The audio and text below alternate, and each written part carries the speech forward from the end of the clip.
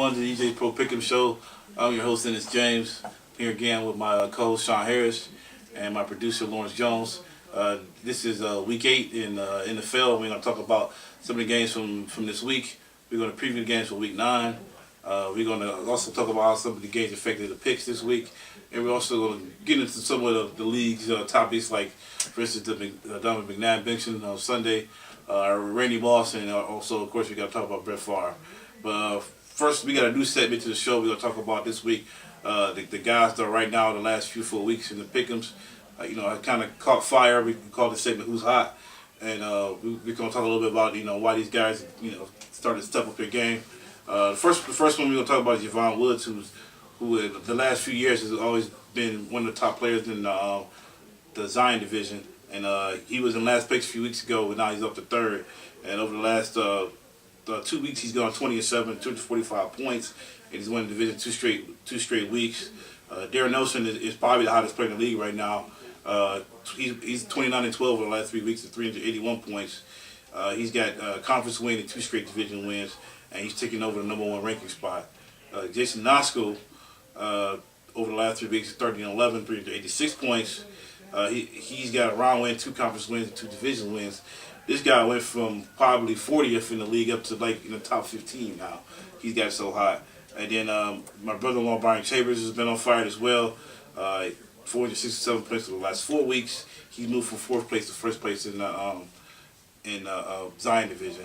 Just want to get you guys' thoughts. Lawrence, you were hot there for 3 weeks. Then you kind of cooled off. Yeah. Just want to get, is it because everybody's starting to get familiar with the teams? But because even though these guys stepped up, I kind of fell off the last 4 weeks. I think everyone's starting to get used to the unpredictability and the mediocrity. I think it's a little bit of mediocrity with a lot of these teams. Not so much in the talent, but just partially in the coaching and then partially like Cat's heads and in the game, it seems, with a lot of these games. So I think everyone's starting to get used to But I think with Javon and Jason too, the other thing is they always pick the Browns no matter what, and they got 2 wins in the last 4 weeks. Oh yeah, so against Saints. And, I think that might help them out. Yeah, that probably did. Jason, I think, stepped up too because I think now he's a rookie, so I think he kind of got used to how the league goes, especially the bonuses. A lot of people may do well with wins, but it takes them a while to figure out how the bonuses work. I think he's starting to get the hang of it. Sean, you actually won a division this week. What did you do different? It's about time. Nothing. I did nothing different. Because everybody else has had a bad week. You got lucky. Yeah. Maybe so. I'm just more confused as the season goes on. I'm just getting more confused about who's good and who's bad, really. All right. The Browns didn't play this week, so we don't have to talk about them. But we'll talk about the Steelers. Good. They went down to New Orleans, and it amazes me how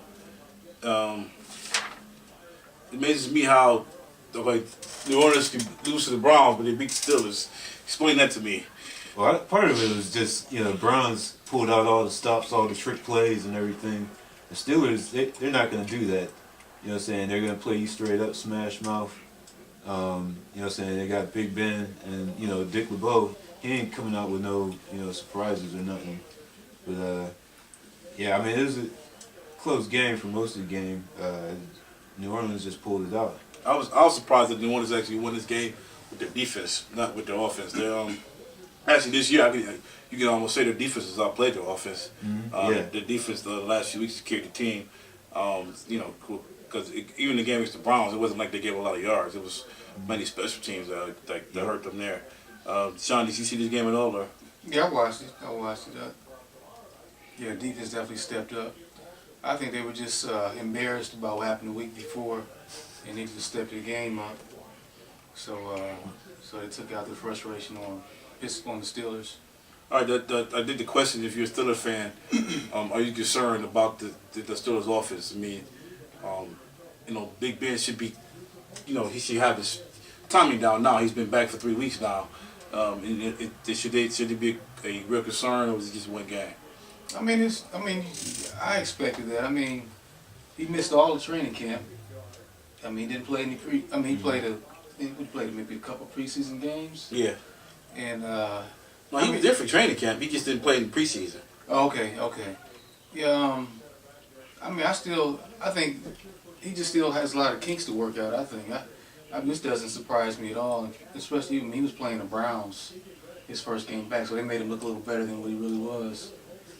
But And then they got lucky that game against the Dolphins. oh They should've yeah, lost yeah, them. definitely, yeah. He should have lost that game too. I still think he's trying to get his time together. Plus, he's got, he's getting acclimated with Wallace being the best receiver now. He's kind of taking over for Santonio Holmes. All right, the other games we want to talk about. Green Bay went into New York and shut out the Jets. This was probably the most stunning game of the week for me. I was really impressed with how the Packers defense played. I don't know if we don't give credit to the Packers defense or was the Jets offense is bad. I mean, they had receivers dropping passes all over, and actually even more weird about it wasn't Braylon Edwards that was dropping them. It was pretty much everybody else. It was more on the Jets offense. First of all, it's windy. The winds were high that day, and plus, Green Bay has a lot of injuries to the D line. But your game plan is gonna come out. You're gonna throw the ball 100 times when you could just run the ball. It seemed like the few carries that Sean Green got, he was effective, but they just went away from that. They should have just pounded the ball. They would have avoided any turnovers. They wouldn't have had a lot of drop passes. They would have won a game. Well, it's funny you brought that win factor up because I was listening to Ron Jaworski on ESPN talk about breaking down the quarterbacks, and he was saying watching Aaron Rodgers throw the ball in windy conditions, He didn't have no problem. watching Brett Favre in New England and Brady, those games, but he said Sanchez's ball seemed to get affected by the wind. Because he don't have as good of arm as the other guys. I mean, that's another reason why they should have ran the ball. Yeah, his arm ain't that They strong. should be running the ball. Period. It don't matter because he's Mark Sanchez. All right, so is this a concern for the Jets? Are they still team to beat in the AFC? They're one of the teams to be in the AFC. I just think that I think maybe it's one of the cases where they just need, their first game back after the bye week, any time off. They just start off so like they did in the first game of the season. They had a bad first game and they just won the rest. Okay, what does this win mean for the Packers? Are they the team to beat down the NFC? No. Is it because of injuries or? Part of it is because of injuries, but they're really not as good as their record show. I mean, granted, they lost some games in overtime, but I don't see them being great until they're fully healthy. And then you gotta give a lot of credit to Clay Matthews. He's leading the league in sacks. I think he got like 9 sacks right now. Mm-hmm. So All right, the other game we want to talk about. Also, this game how it affected the picks. Packers Jets. Only 5 people picked the Packers. So, but it was funny that those 5, none of them ended up winning the division either. So, didn't have a huge impact. Next game is Tampa at Arizona. This was actually ended up being a big game. I never thought it would be, but it was. This was a key game as well for the picks concerned. 20 out of 42 players picked the Tampa Bay. There were 6 10-point bonus hits and 4 3-point bonus hits. But it's a typical game for, I guess, Derek Anderson's career. Come in, come off the bench, play well, look great for 3 quarters, then throw 2 bad interceptions with the game on the line down the stretch. What's the deal with Whisenhunt? What's the deal with him? Why can't he make a decision on quarterback? To me, I think that's the biggest problem with the Cardinals. They too much instability at the quarterback situation. And, to me, they all suck. You might as well just stick with one. At least you. Instability ain't the word. I said instability. I meant to say. At least pick one. At least you get some kind of stability by at least having one guy. Now he didn't name Derek Anderson the starter this week, but who said by next week he may be Max Hall again? yeah. Or Skelton. Well, I think the team has always just had problems being stable, period. It's like, for the last 2-3 years, I've been saying it's like they're the type of team, 1 week, they'll blow somebody out by like 30, then next week they'll get blown out by 30. And it's like they're just not consistent. There's still same problems I see on defense. They're like, sometimes they're too aggressive. But, I think we all picked Arizona to win just because they were at home, but it's like... That wasn't no surprise to me. Only 20 people picked Tampa, so it was pretty even down in the middle. So it wasn't like everybody was picking Arizona. Raheem Morris said that Tampa Bay is the best team in the NFC. You guys agree with that? I think he's smoking crack. Only thing. But he did say, based upon our record, they are the best team in the NFC. And they tied with Atlanta. Yeah, They're still the best. Tied with the Giants too. So I Yeah. mean, that's still the best record. So that's what he said. They said they're the best team in the NFC. Well, he'll come back down to reality this week. Well, think about it. They got road wins against Cincinnati or Arizona. I mean, they're not great teams, but Browns beat Cincinnati. What's your point? that's true. All right. Well, my question for you guys: who should start for the Cardinals then next week? You? Yeah. Maybe Derek should start. Not Derek, the show contributor, should start. All right, next game, Minnesota at New England. As far as picks are concerned, 31 out of 42 people picked the Patriots. There were 4 10-point bonus hits. This was an interesting game. Minnesota moved the ball up and down the field a lot, but couldn't seem to get in the end zone. And New England gets made plays. It seemed like Minnesota, something they should have been doing a long time ago. They actually kind of held Favre back. He seemed to hand the ball off. They let Peterson control this game more. It didn't help them as far as winning the game. But it wasn't because Favre didn't lose them the game this time. I mean, just the biggest problem in this game, the Vikings defense. I mean, no pressure on the quarterback. Couldn't stop the run. Everybody's been talking about Favre struggles, but the Vikings haven't had a sack in 3 games. Right. Jared Allen hasn't had a sack in 6 games.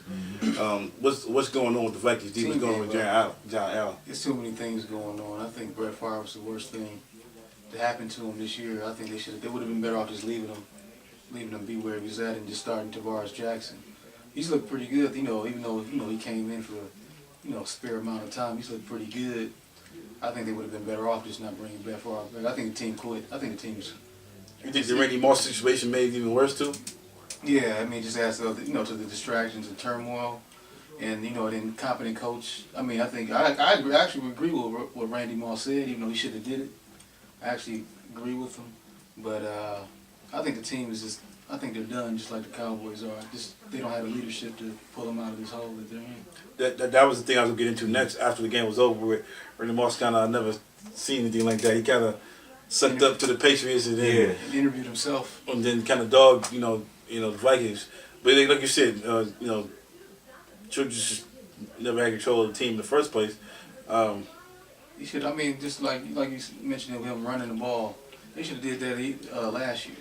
I mean, he's like Mike Brown. It just takes him a while to figure out what to do. What's the deal with Jared Allen? Is he hurt? Is he? It's not. You say he gave up, but I mean, but he's been playing this way for a while. He hasn't been recently. Actually, you know what? I hate to say it. This cat got married this year, so that might have. There you go. That he got married and he shaved the mullet, so Yeah. Okay. That's. I think that's pretty much. Yeah. He's done.